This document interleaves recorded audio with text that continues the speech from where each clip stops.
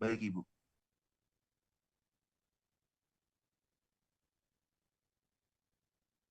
Oke, seharusnya teman-teman sudah belajar semua dari modul skill lab yang sudah diterima. Ini refreshing aja dari hasil belajar mandiri teman-teman semuanya. Oke, jadi keluarga berencana ini adalah tindakan yang membantu pasangan suami istri untuk menghindari kehamilan yang tidak diinginkan, mendapatkan kelahiran yang memang sangat diinginkan, dan mengatur interval di antara kehamilan. Kemudian membantu pasangan suami istri untuk melahirkan pada usia yang ideal, serta menentukan jumlah anak dalam keluarga. Jadi, intinya keluarga berencana ini adalah tindakan untuk mengatur jarak dan jumlah kehamilan. Nah, layanan kontrasepsi ini adalah pemberian alat atau obat kontrasepsi atau alkon dalam upaya untuk mencegah kehamilan. Ini adalah definisi keluarga berencana menurut Undang-Undang Republik Indonesia Nomor 52 Tahun 2000 tentang perkembangan kependudukan dan pembangunan keluarga. Jadi, keluarga berencana ini adalah upaya yang mengatur kelahiran anak, jarak dan usia ideal melahirkan, mengatur kehamilan melalui promosi, perlindungan, dan bantuan sesuai dengan hak reproduksi untuk mewujudkan keluarga yang berkualitas.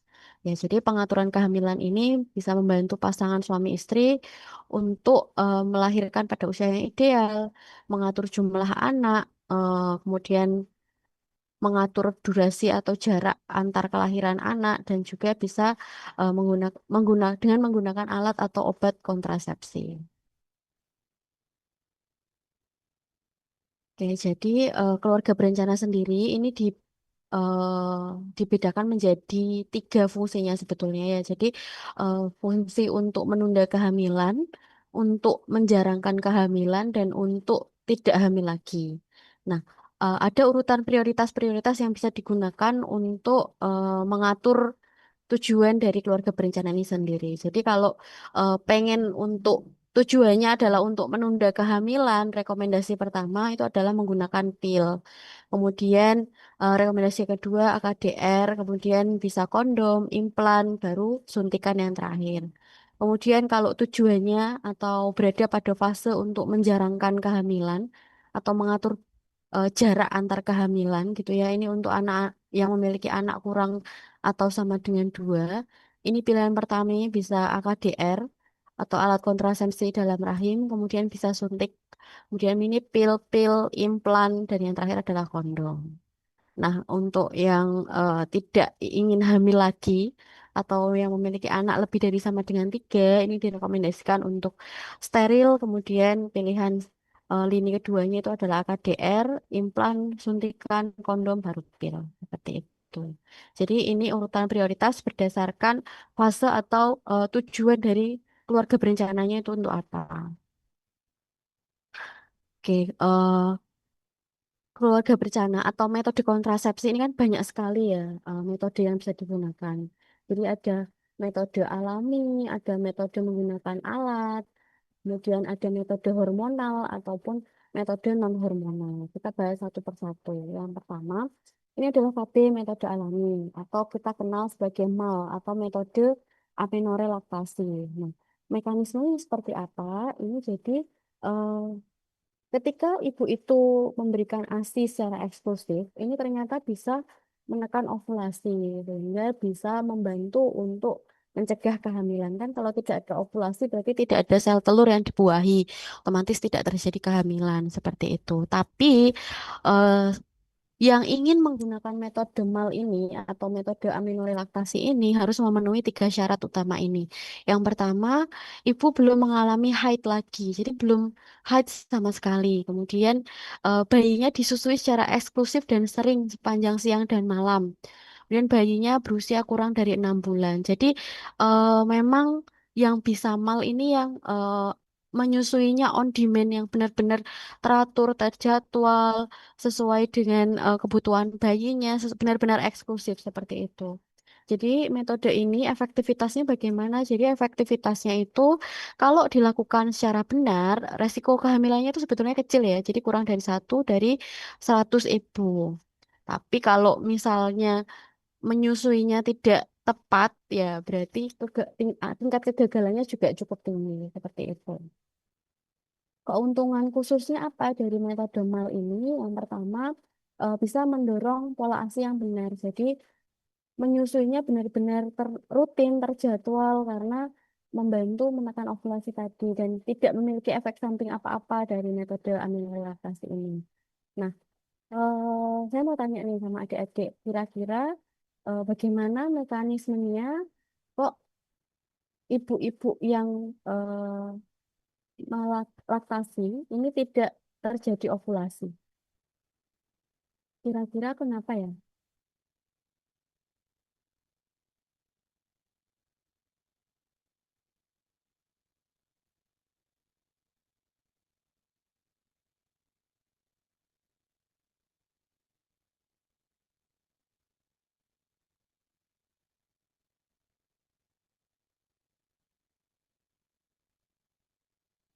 Ada yang mau berpendapat?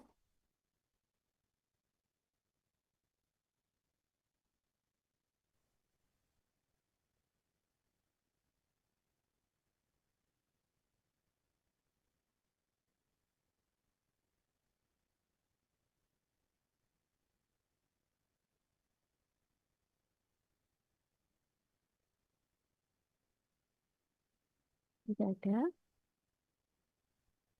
Oke, kalau tidak ada. Jadi, kenapa sih kok bisa gitu ya orang yang laktasi tidak terjadi ovulasi gitu ya? Kok bisa mekanismenya seperti apa gitu? Jadi, ketika kita, ketika ibu-ibu itu lakta memberikan ASI kepada bayinya, otomatis ini akan memicu peningkatan prolaktin. Jadi rangsangan isapan dari bayi ini bisa merangsang hipotalamus untuk meningkatkan sekresi prolaktin dari hipofisis anterior. Nah, ternyata sekresi prolaktin yang tinggi ini bisa menghambat pelepasan dari GnRH atau gonadotropin releasing hormone.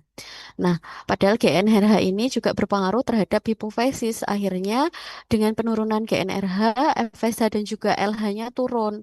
Kalau FSH dan LH-nya turun, berarti ini tidak terjadi LH surge. Kita tahu ya kalau ovulasi itu kan ada grafik lonjakan LH. Nah, karena tidak ada LH surge ini, akhirnya tidak terjadi ovulasi. Karena tidak terjadi ovulasi, berarti tidak terjadi pembuahan gitu. Tidak ada sel telur yang dibuahi. Makanya bisa menjadi alat kontrasepsi yang alami dari menyusui ini. Kemudian metode alami yang kedua itu adalah withdrawal atau coitus interruptus atau CI gitu ya. Jadi untuk coitus interruptus sendiri ini sebetulnya efikasinya baik ya, tapi angka kegagalannya juga cukup tinggi karena terkadang coitus interruptus segini. Jadi berhubungan seksual tanpa pengaman, tapi spermanya tidak diejakulasikan di dalam vagina seperti itu. Harapannya sperma ini yang tidak ditembakkan di dalam vagina ini tidak ada yang bisa membuahi sel telur seperti itu. Tapi kenapa kok angka kegagalannya cukup banyak gitu ya? Karena terkadang itu teknik untuk coitus interruptus ini yang kurang tepat. Jadi terkadang itu ejakulasinya memang di luar, tapi sebetulnya itu ada yang sudah terejakulasikan sedikit sebelumnya, baru dilepaskan di luar seperti itu. Makanya itu yang membuat coitus interruptus ini gagal. Dan memang ini harus harus ini ya harus berkomitmen kalau ya ingin menggunakan metode coitus interruptus ini memang dari pasangan antara suami dan istri ini harus bisa bekerja sama supaya bisa berhasil begitu. Kemudian yang selanjutnya itu adalah metode periodik abstinen atau metode kalender. Intinya itu adalah menghindari berhubungan seksual ketika masa subur. Nah, caranya tahu masa subur kapan gitu ya. Ini sebetulnya hanya bisa diterapkan pada ibu-ibu yang siklus haidnya teratur. Kalau dia tidak teratur siklus haidnya ini susah untuk diprediksi masa suburnya kapan. Gitu ya. Jadi kalau masa suburnya pas 28 hari, masa suburnya, mohon maaf, siklus menstruasinya pas 28 hari, itu berarti masa suburnya tinggal dikurangi aja 14 hari. Jadi dihitung 2 minggu sebelum mens selanjutnya, itu berarti masa subur. Nah, eh, diambil plus minus 3 hari dari masa subur itu. Jadi misalnya masa suburnya, ini hari ini tanggal berapa ya? Misalnya tanggal 27 Maret. Misalnya haid selanjutnya itu 25 Maret misalnya. 25 Maret dikurangi 14 hari. Berarti ada di tanggal 11 Maret. Nah, dari 11 Maret ini plus minus 3 hari itu dianggap sebagai masa subur.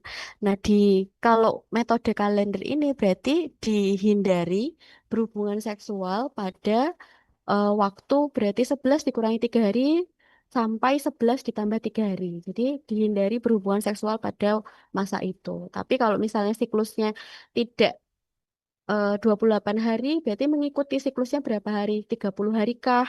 Atau 35 hari kah? Atau lebih pendek 24 hari seperti itu. Jadi mengikuti saja.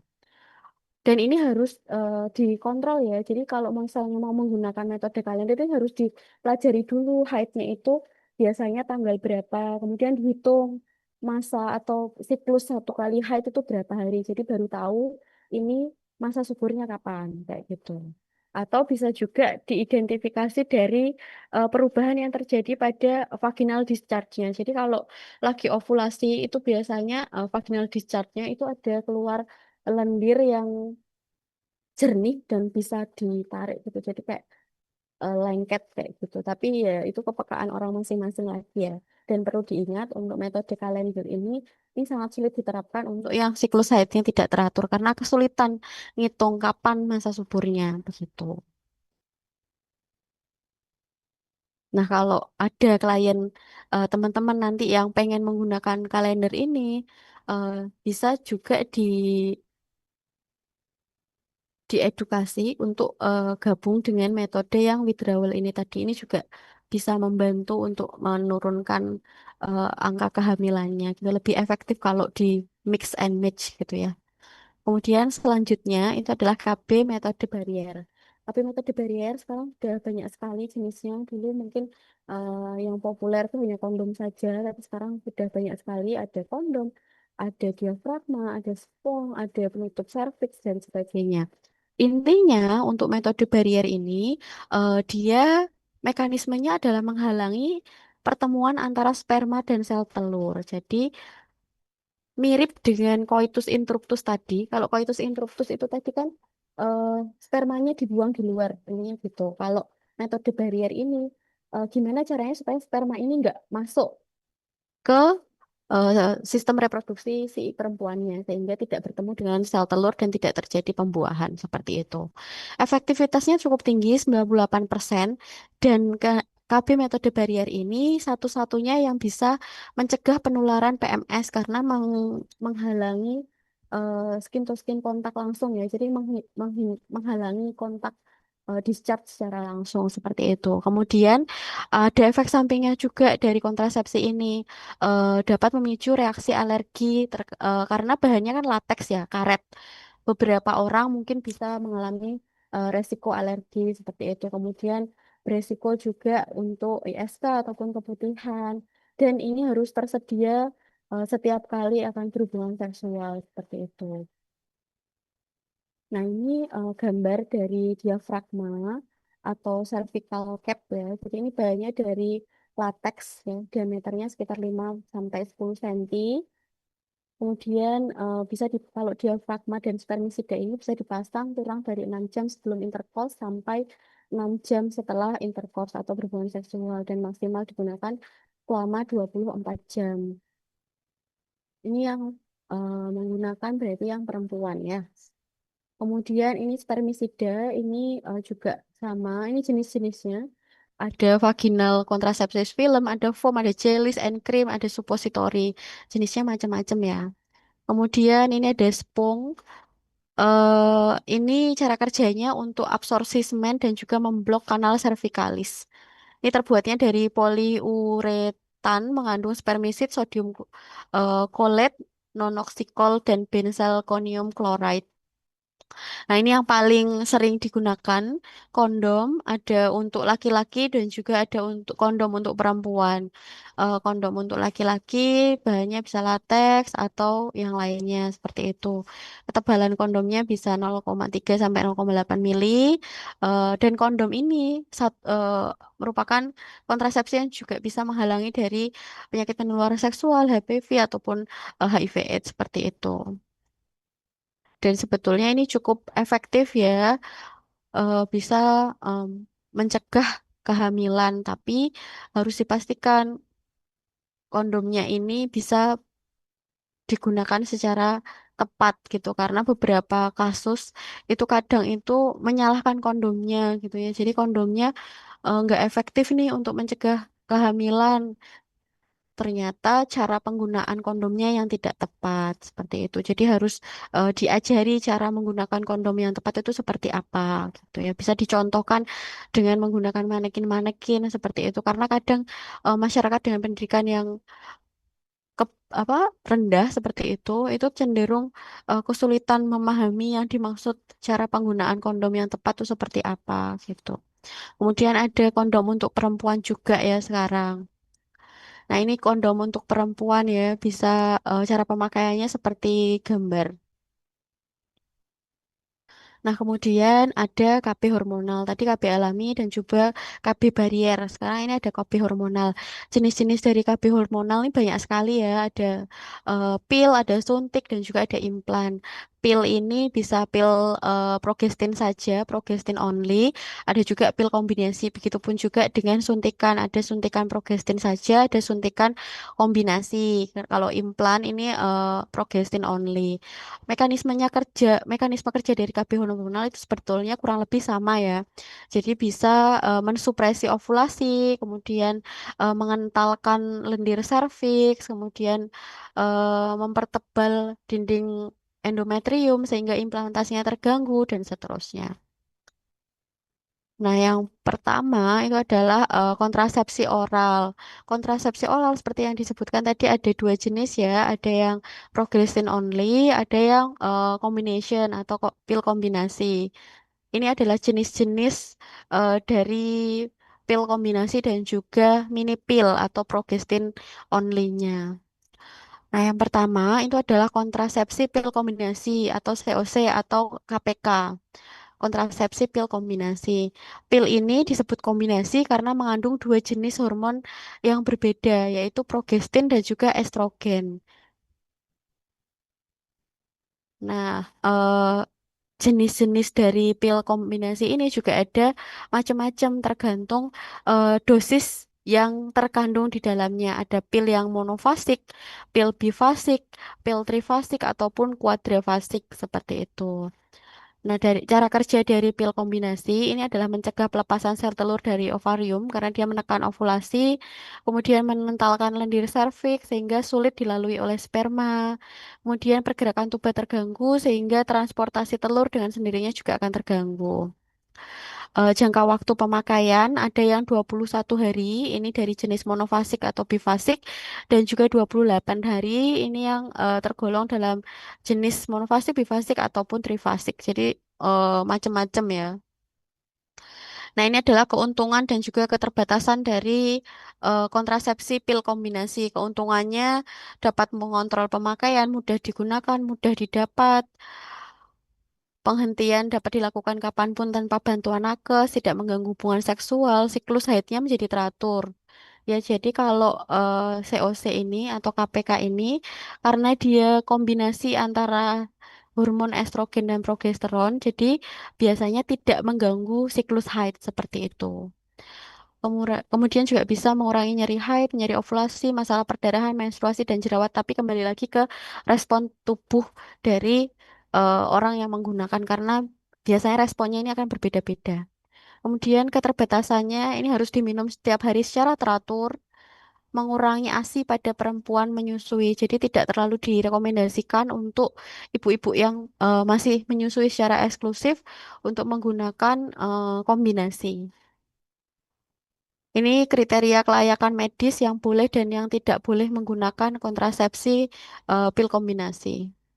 Ini masih sama. Nah, ini adalah efek samping dan komplikasi dari pil kombinasi. Efek sampingnya kembali lagi ya, efek samping ini bisa jadi terjadi, bisa jadi tidak terjadi, tergantung respon tubuh dari orang yang menggunakan gitu ya. Jadi ada yang menstruasinya jadi tidak teratur, tapi ada juga yang menstruasinya tetap teratur setiap bulan seperti itu. Ada yang mengeluh nyeri kepala ya, sakit kepala, kemudian mual, pusing, payudara nyeri. Nah, perubahan berat badan terkadang ini efek-efek yang ditakutkan oleh ibu-ibu yang akan menggunakan kontrasepsi gitu ya. Perubahan berat badan, perubahan eh, mood, kemudian jerawat itu juga bisa terjadi pada pil kombinasi ini. Kalau komplikasinya sih jarang ditemukan komplikasi yang serius seperti itu. Kemudian yang kedua itu mini pill atau pil progesterin, jadi progestin only. Ini tidak ada campuran estrogen di dalamnya, jadi hanya progestin saja. Ini jenis-jenis dari progestin only, ada norgestel, ada levonorgestrel, dan seterusnya. Cara kerjanya seperti apa? Cara kerjanya ini bisa mencegah ovulasi juga, mengentalkan lendir serviks, dan juga menjadikan endometrium menjadi tipis dan atrofi, sehingga mengganggu proses implantasi seperti itu. Efektif jika diminum setiap hari pada waktu yang sama, kemudian kesuburan akan segera kembali jika klien menghentikan konsumsi pil. Ini adalah keuntungan dan keterbatasan dari eh, kontrasepsi progestin only. Keterbatasannya ini harus diminum setiap hari dan pada waktu yang sama. Bila lupa satu pil saja, ini kegagalannya menjadi lebih besar dan beresiko untuk peningkatan atau penurunan berat badan seperti itu. Nah, keuntungannya kalau progestin only ini bisa diminum oleh ibu-ibu yang menyusui, jadi tidak mengganggu tidak mensupresi produksi dari ASINya. Seperti itu. Nah, ini adalah kriteria kelayakan medis untuk kontrasepsi pil progestin ya. Jadi yang boleh siapa saja, yang tidak boleh menggunakan kontrasepsi pil ini siapa saja. Ini adalah efek sampingnya. Efek sampingnya bisa menstruasinya tidak teratur ataupun perdarahan per vaginam, tidak menstruasi, sakit kepala, mual pusing, payudara nyeri, perubahan berat badan, dan seterusnya. Kurang lebih hampir sama ya kalau efek samping hormonal. Kemudian untuk komplikasinya ini adalah amenore. Jadi mayoritas pengguna pil progre kontrasepsi pil progestin ini itu terjadi amenore atau tidak menstruasi. Jadi menstruasinya tuh awal-awal mungkin tidak teratur, kemudian lama-lama tuh berhenti seperti itu. Kemudian bisa juga komplikasinya mual, muntah, pusing ataupun perdarahan pervaginam. Tapi kembali lagi ini tergantung respon tubuh orang masing-masing. Nah, cara untuk mengkonsumsinya itu adalah diminum ketika hari pertama haid gitu ya. Hari pertama menstruasi diminum, kemudian satu tablet diminum setiap hari pada waktu yang sama. Kalau lupa minum satu butir, ini bisa minum dua butir setelah mengingatnya. Atau apabila lupa dua butir atau lebih, ini bisa diminum dua pil selama 2 hari berturut-turut dan bisa menggunakan kondom bila melakukan hubungan seksual atau hindari hubungan seksual selama 7 hari. Apabila lupa meminum satu butir pil pengingat yang warna putih, maka buang pil pengingat yang terlupakannya. Jadi warna putih itu berarti sebetulnya itu tidak ada isi apa-apa, itu hanya placebo saja. Kalau yang kuning itu yang baru pro. Nah, kemudian ada vaginal ring, ini juga berisi estradiol dan juga etonogestrel ya. Ini bisa dipasangnya hari pertama menstruasi gitu ya. Kemudian penggunaan rutin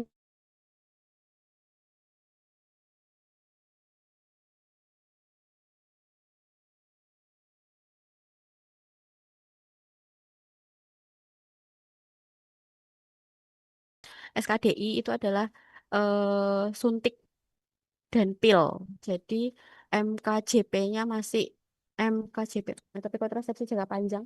masih rendah seperti itu. Dan untuk kontrasepsi modernnya juga masih belum banyak yang menggunakan. Kemudian metode kontrasepsi selanjutnya yang baru itu juga ada yang bentuknya patch ya, jadi ditempel. Intinya sama ya, sama-sama ada hormonnya, tapi ini bentuknya patch, tidak diminum seperti itu. Nah, ini bisa ditempel di abdomen bawah, lengan atas bagian luar, torso bagian atas, ataupun di pantat. Ini sebetulnya lebih familiar untuk metode kontrasepsi di luar negeri. Kemudian metode hormonal selanjutnya itu adalah metode suntik atau injeksi.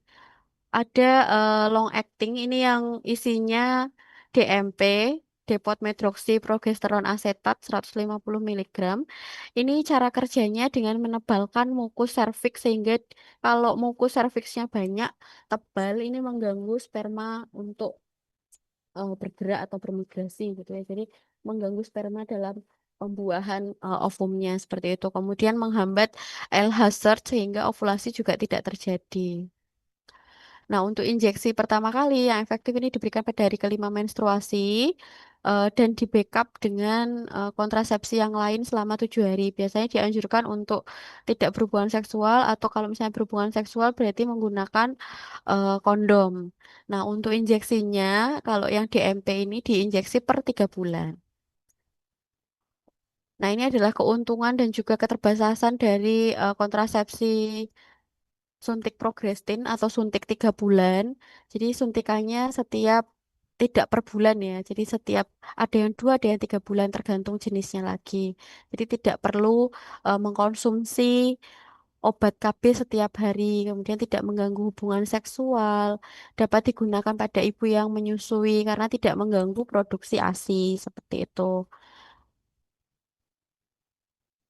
Kemudian untuk keterbatasannya ini karena klien harus mendatangi layanan kesehatan untuk bisa mendapatkan layanan kontrasepsi tersebut.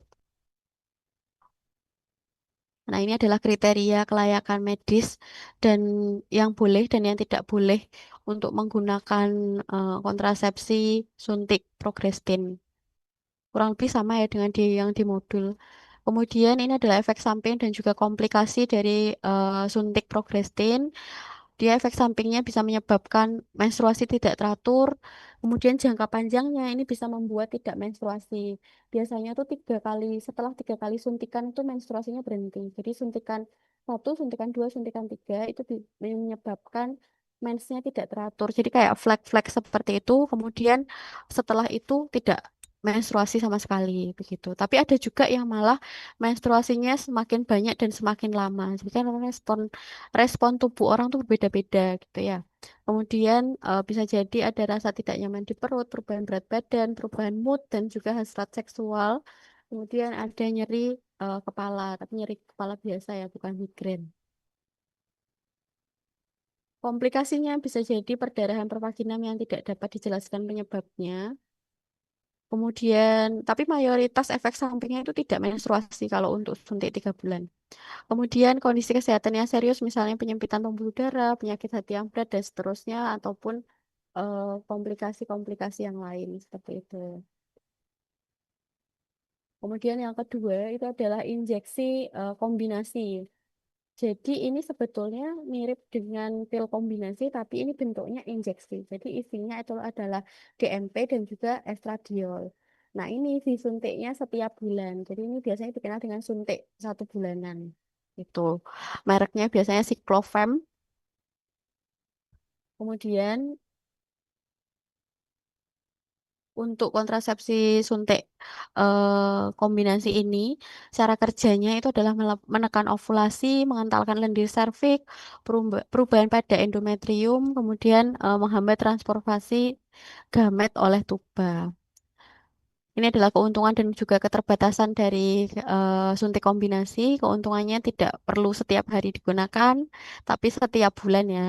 Kemudian dapat dihentikan kapan saja, tidak berpengaruh pada hubungan seksual, baik untuk menjarangkan kehamilan. Keterbatasannya harus kembali ke tenaga kesehatan untuk disuntik tepat waktu, gitu ya. Kemudian efektivitasnya sangat tergantung pada ketepatan waktu klien kembali. Resiko kehamilan meningkat saat klien terlambat suntik ulang atau melewatkan satu suntikan. Nah, ini terkadang eh, masyarakat itu misalnya ya suaminya tuh LDR gitu ya dengan istrinya. Nah, biasanya nanti akan datang suntik ketika eh, suaminya mau pulang. Nah, nanti kalau suaminya sudah kembali LDR itu udah berhenti suntik. Nah, yang seperti ini itu bisa meningkatkan angka kegagalan dari penggunaan kontrasepsi apapun gitu ya. Jadi ini yang perlu diedukasi ke kliennya juga. Nah, ini adalah kriteria kelayakan medis untuk kontrasepsi suntik kombinasi, gitu ya. Ini tidak dianjurkan untuk ibu-ibu yang masih menyusui karena ini bisa menekan produksi ASINya juga. Ini adalah efek samping dan juga komplikasi. Efek sampingnya bisa menstruasi irreguler ataupun tidak menstruasi ataupun menstruasinya semakin banyak dan yang lama. Tapi mayoritas untuk kontrasepsi kombinasi ini jarang ya untuk yang mengalami amenorrea atau tidak menstruasi setelah diberikan kontrasepsi suntik kombinasi ini. Kemudian bisa terjadi komplikasi seperti perdarahan pervaginam yang tidak dapat dijelaskan penyebabnya ya karena ada ketidakseimbangan hormonal. Ya. Kemudian selanjutnya untuk hormonal itu ada implan atau masyarakat kita biasa menyebutnya sebagai susu. Implan ini adalah batang plastik berukuran kecil yang lentur, jadi kecil banget, seukuran batang korek api. Ini mengandung hormon progestin saja, jadi ini juga termasuk progestin only gitu ya. Jenis-jenis implan ini ada banyak sekali. Kalau zaman dulu itu implannya jenisnya itu yang 6 batang, jadi kayak kepas gitu. Nah sekarang jenis implan ini sudah banyak. Ada yang implan cuma 2 batang, ada yang implan cuma 1 batang. Implan 2 batang ini kandungannya adalah levonorgestrel. Kalau implan 1 batang ini hormon etonogestrel. Keduanya itu sebetulnya jenis dari hormon progestin ya. Nah, ini adalah macam-macam dari implan, ada implanon, kemudian ada jedel, ada juga yang Norplan. Norplan ini yang zaman dulu yang isinya 6 batang. Implanon ini sendiri juga macam-macam ya bentuknya. Nah, cara pemasangannya ini nanti tergantung trokat atau trokanter yang disediakan dari provider penyedia implannya itu sendiri. Nah, ini adalah contoh bentuk dari implan ya. Jadi ini implanonnya atau yang isinya progrestin. Nah, ini kemudian ada aplikatornya, ada obturatornya, ada needle-nya. Jadi ini langsung, ini sepertinya implan yang tidak perlu diinfisi ya, karena sudah cukup tajam dari alatnya. Jadi langsung ditusukkan di bawah kulit. Gitu. Tapi ada juga implan-implan yang harus insisi terlebih dahulu, baru bisa diinsersikan implannya. Seperti itu. Kemudian untuk cara kerjanya ini mencegah pelepasan sel telur dari indung telur. Jadi dia menekan ovulasi, bisa mengentalkan lendir serviks. Kemudian efektivitasnya tinggi ya, 1/1000 perempuan pada tahun pertama pemakaian. Jangka waktu pemakaiannya ini bisa 3 sampai 5 tahun, tergantung jenis implannya masing-masing.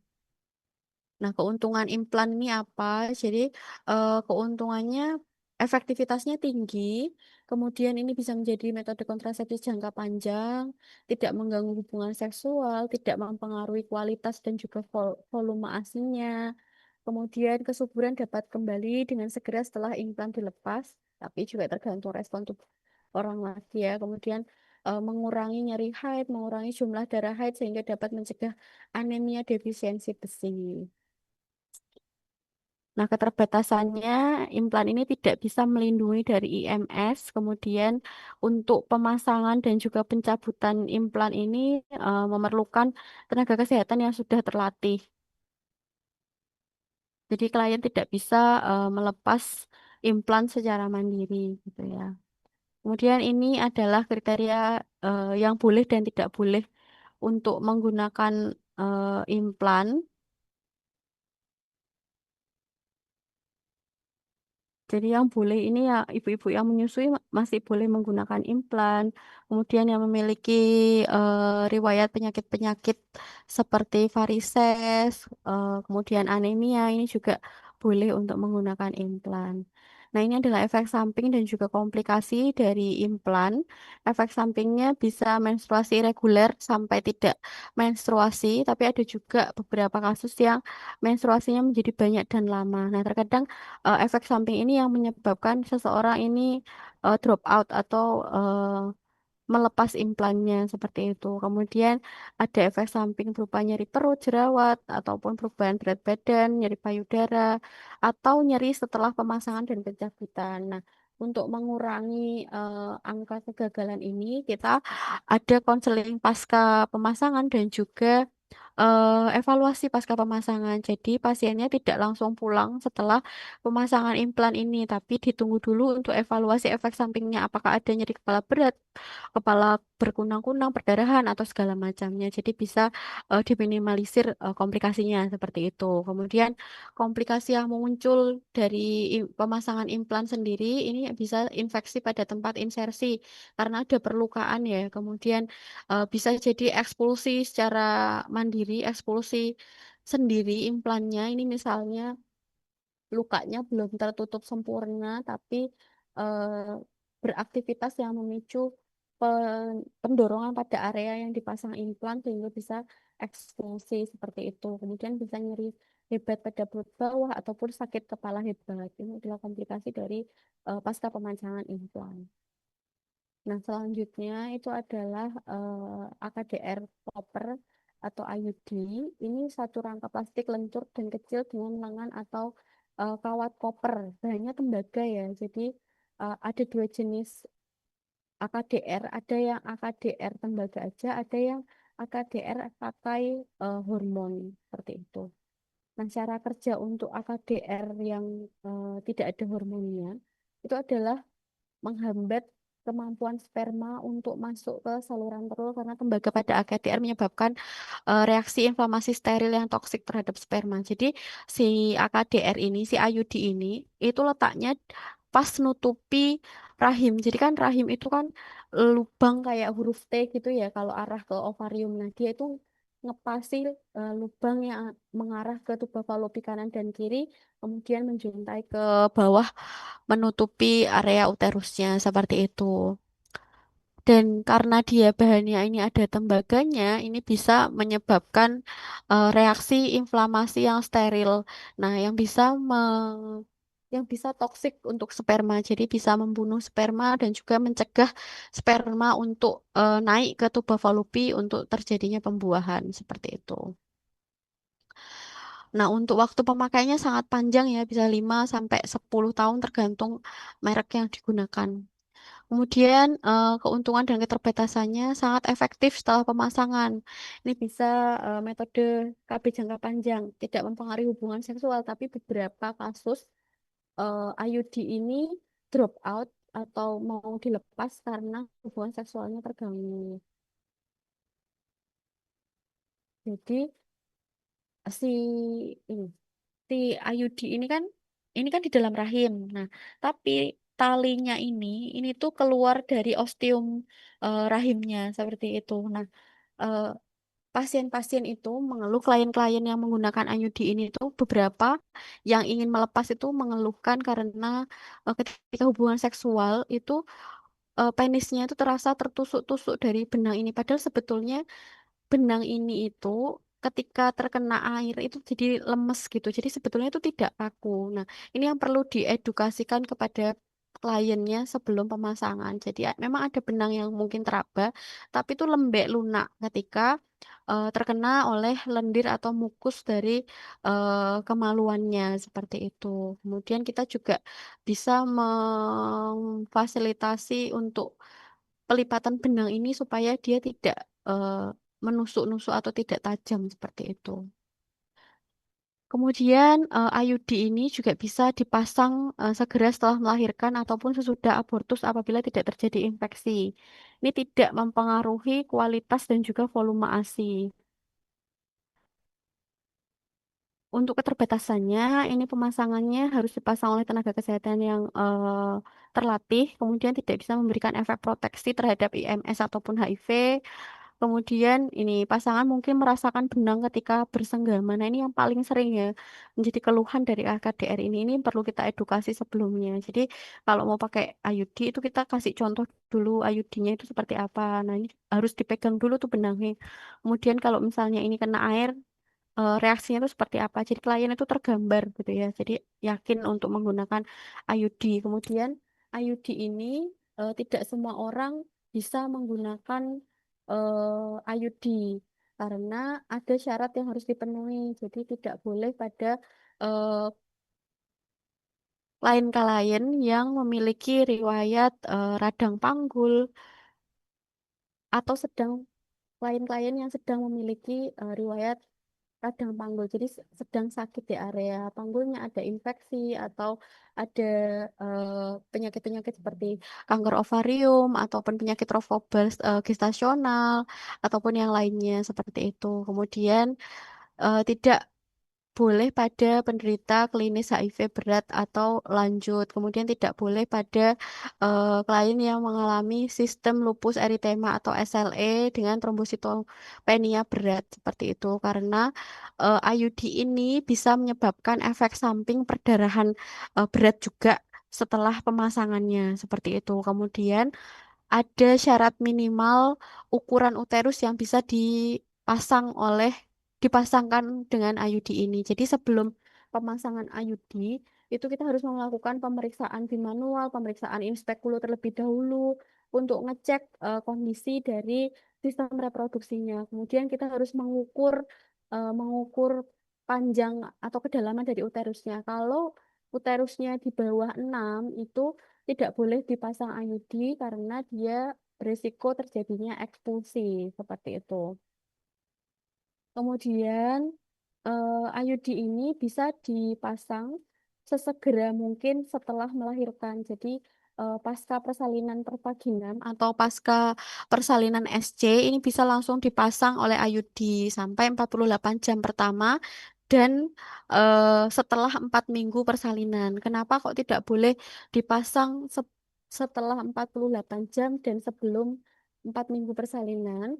Karena ketika periode itu adalah periode postpartum yang mana terjadi involusi uteri yang sangat cepat. Dikhawatirkan nanti kalau eh, dipaksakan untuk memasang IUD gitu ya, ini beresiko untuk perforasi, kemudian resiko untuk ekspulsi secara alami seperti itu. Jadi kalau ada yang kliennya yang mau menggunakan AKDR itu harus diedukasi sejauh mungkin gitu ya waktunya. Jadi sebelum persalinan terjadi itu bisa diedukasi dulu kalau mau menggunakan IUD. Jadi setelah persalinan bisa langsung dipasang. Kemudian kalau misalnya periode postpartumnya mau pasang IUD, kita bisa edukasi untuk menggunakan metode kontrasepsi yang lain dulu atau jangan hubungan seksual terlebih dahulu atau juga bisa menggunakan mal terlebih dahulu sambil menunggu sampai 4 minggu pasca persalinannya seperti itu. Nah, kemudian ini adalah efek samping dan komplikasi dari IUD. Jadi efek sampingnya bisa menstruasi irreguler, kemudian menstruasi banyak dan lama, kram dan nyeri perut. Jadi kalau saya pribadi tidak menganjurkan untuk klien-klien yang memiliki riwayat menstruasi yang banyak dan lama ataupun riwayat dismenor parah untuk menggunakan IUD karena dengan menggunakan IUD ini bisa meningkatkan efek samping menstruasi yang banyak dan lama tadi. Jadi bisa menometrorargi dan juga bisa memperberat kram atau nyeri perutnya. Jadi dismenornya lebih nyeri lagi seperti itu. Jadi kalau ada riwayat seperti itu lebih baik dianjurkan untuk menggunakan kontrasepsi yang lain. Kemudian efek sampingnya juga bisa anemia karena efek dari perdarahan yang banyak tadi. Kemudian efek samping yang lain ini pasangan bisa merasakan benang AKDR saat senggama. Tadi sudah kita bahas ya. Kemudian komplikasinya ini bisa nyeri perut hebat, kemudian perforasi uteri, apalagi kalau pemasangannya di 2 hari sampai kurang dari 4 minggu setelah partus gitu ya. Jadi meningkatkan resiko perforasi uteri. Kemudian bisa ekspulsi sebagian ataupun ekspulsi lengkap, bisa benangnya hilang ataupun AKDR-nya patah dan sebagainya. Kemudian bisa terjadi perdarahan pervaginam yang tidak dapat dijelaskan atau malah bisa jadi kegagalan kontrasepsi berupa kehamilan seperti itu. Tapi memang sebetulnya AKDR sendiri ini efektivitasnya cukup tinggi. Nah, yang kedua dari AKDR ini adalah AKDR LNG atau AKDR levonorgestrel. Ini sebetulnya sama dengan AKDR yang lain, tapi ini berbentuk plastik, berbahan plastik dan berbentuk T yang secara terus-menerus melepaskan sejumlah kecil hormon progestin. Jadi ada hormonnya. Nah, ini adalah cara kerja dan efektivitas dari eh, AKDR LNG tadi bisa menghambat sperma membuahi sel telur. Kemudian ini juga termasuk MKJP, efektif pemakaian 5 tahun, dan juga bersifat reversible. Berarti ketika mau hamil lagi ya tinggal dilepas, seperti itu. Nah, ini adalah keuntungan dan juga keterbatasannya ini cenderung lebih mahal ya harganya dibandingkan AKDR BKKBN atau AKDR yang biasanya seperti itu. Keuntungannya dia efektivitasnya sangat tinggi, kurang dari satu kehamilan per 100 perempuan yang menggunakan AKDR LNG selama 1 tahun pertama penggunaan gitu. Kemudian berjangka panjang, bisa sampai 5 tahun, tidak mempengaruhi hubungan seksual, tidak mempengaruhi kualitas dan juga volume ASI. Kesuburan segera kembali setelah AKDR. Jadi yang ada hormonnya itu kalau kandungannya cuma progrestin aja, itu sebetulnya tidak mengganggu produksi ASINya. Tapi kalau yang kombinasi itu tidak dianjurkan untuk yang masih menyusui, khususnya menyusui eksklusif, karena ini bisa menekan produksi dari ASINya seperti itu. Kemudian ini efek samping dan juga komplikasi dari AKDR LNG kurang lebihnya sama ya, ada perubahan pola menstruasi, jerawat karena ini ada hormonalnya, jadi ada jerawat, ada nyeri kepala, mual, peningkatan berat badan, pusing ataupun perubahan suasana hati. Ini adalah komplikasinya bisa perforasi pada dinding rahim, nyeri hebat pada perut bagian bawah ataupun eksplosi. Ya, jadi intinya KDR itu bekerja dengan membuat inflamasi ringan pada rahim yang mana ini toksik untuk sperma. Waktu pemasangannya bisa pasca plasenta 10 menit setelah melahirkan plasenta, segera pasca salin 10 menit hingga 48 jam persalinan, pasca salin tertunda 48 jam sampai 4 minggu pasca salin ini tidak terlalu dianjurkan karena resiko perforasi dan juga resiko ekspulsinya meningkat. Extended postpartum ini setelah 4 minggu. Ini sepertinya saya salah memasukkan ya. Ini jadi diperbolehkan. Oke. Kemudian untuk LNG ini sendiri, ini mengandung hormon levonorgestrel. Ini tadi sudah kita bahas. Oke, kemudian yang terakhir itu adalah kontrasepsi mantap atau kontab. Ini digunakan untuk pasangan usia subur yang sudah tidak ingin memiliki anak lagi. Ini benar-benar harus dipastikan bahwa antara suami dan istri ini setuju untuk menggunakan kontrasepsi ini karena ini irreversible ya. Jadi tidak bisa kembali untuk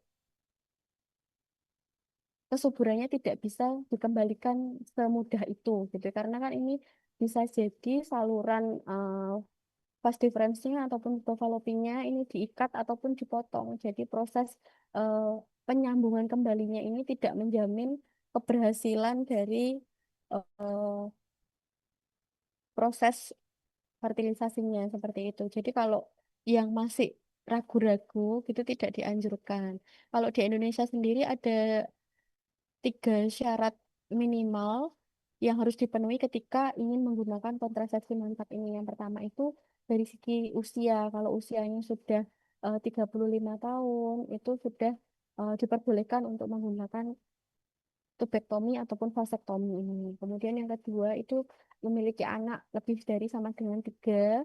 Kemudian ada persetujuan antara suami dan istrinya. Kecuali memang ada kondisi-kondisi medis tertentu eh, yang merekomendasikan untuk penggunaan kontrasepsi tubektomi dan juga kontrasepsi vasektomi ini. Untuk laki-laki namanya vasektomi, untuk perempuan namanya tubektomi. Seperti itu. Nah, kemudian ada lagi yang terakhir itu adalah kontrasepsi darurat atau kondar. Kontrasepsi darurat ini digunakan untuk korban-korban perkosaan, kemudian senggama tanpa menggunakan kontrasepsi atau pemakaian kontrasepsi yang tidak benar. Jadi, yang suka lupa-lupa untuk kembali suntik atau suka lupa-lupa untuk mengkonsumsi pil itu bisa menggunakan kontrasepsi darurat ini ataupun yang berhubungan seksual tanpa menggunakan kontrasepsi. Tapi indikasi yang utama itu adalah untuk korban-korban perkosaan. Jadi supaya tidak terjadi kehamilan yang tidak diinginkan, yang tidak tahu asal mula ayahnya, kemudian tidak ada tindak lanjut dalam pertanggungjawabannya seperti itu. Jadi ini diperbolehkan untuk korban perkosaan untuk diberikan kontrasepsi darurat. Ini korban perkosaan ya, bukan yang sama-sama mau tapi takut kayak gitu. Jadi yang kedua, senggama tanpa menggunakan kontrasepsi ini harapannya juga pasangan yang sudah menikah, bukan pasangan yang belum menikah tapi melakukan hubungan seksual dan tidak menggunakan kontrasepsi seperti itu. Nah, jenis dari kontrasepsi darurat sendiri ada banyak ya. Kita pilihan pertamanya bisa menggunakan AKDR, kemudian ini cukup satu kali pemasangan dalam waktu 5 hari pasca senggama. Kemudian bisa menggunakan pil kombinasi dosis tinggi. Ini mengkonsumsinya 2 kali 2 tablet. Ini dalam waktu 3 hari pasca senggama, dosis kedua 12 jam kemudian. Bisa juga pil kombinasi dosis rendah. Ini merek dagang yang digunakan adalah Microgynon, Microdial atau Nordet. Ini 2 kali 4 tablet. Ini dikonsumsi selama 3 hari pasca senggama. Dosis keduanya 12 jam kemudian. Untuk Progestin, ini merek dagangnya bisa Postinor. Ini bisa 2 kali 1 tablet dalam waktu 3 hari pasca senggama. Dosis keduanya juga 12 jam kemudian. Nah, eh, untuk menentukan, untuk mempermudah teman-teman semua, menentukan si ibu ini layak untuk menggunakan kontrasepsi apa, teman-teman bisa menggunakan Roda Clock ini. Roda Clock ini tersedia di Play Store, teman-teman bisa download saja Roda Clock seperti itu. Nanti di Roda Clock itu ada screening atau penapisan kehamilan, kemudian ada ini adalah kondisi-kondisi medis yang dialami ibunya. Kemudian ini adalah pilihan kontrasepsinya. Kemudian ini adalah rekomendasi untuk eh, penggunaan kontrasepsinya. Dapat digunakan itu kalau rekomendasinya berada pada poin 1 dan 2 dan tidak dapat digunakan itu kalau di sininya poinnya adalah 3 dan 4. Ini sebetulnya mengadopsi dari tabel WHO. Tabel WHO pun sekarang bentuknya juga circle seperti ini, roda seperti ini. Jadi ini sudah mengadopsi dari eh, medical eligibility criteria for contraceptive dari WHO seperti itu. Jadi ini sangat mempermudah kita untuk menentukan oh ini bisa menggunakan kontrasepsi ini bisa menggunakan kontrasepsi ini seperti itu. Oke, mungkin itu saja untuk review dari kontrasepsi. Mungkin ada yang mau didiskusikan.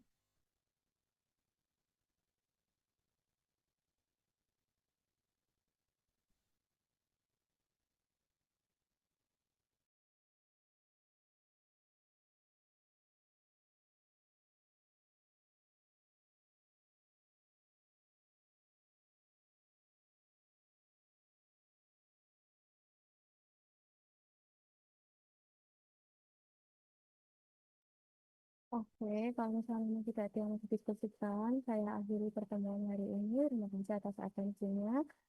Sampai jumpa di pertemuan selanjutnya. Menteri terakhir ya, IKM, Self Motherhood di minggu depan dan sampai berjumpa di CPT. Saya tutup. Wassalamualaikum warahmatullahi wabarakatuh. Selamat pagi dan selamat beraktivitas semua. Waalaikumsalam warahmatullahi wabarakatuh. Terima kasih, Waalaikumsalam. Ibu. Terima kasih, Bu.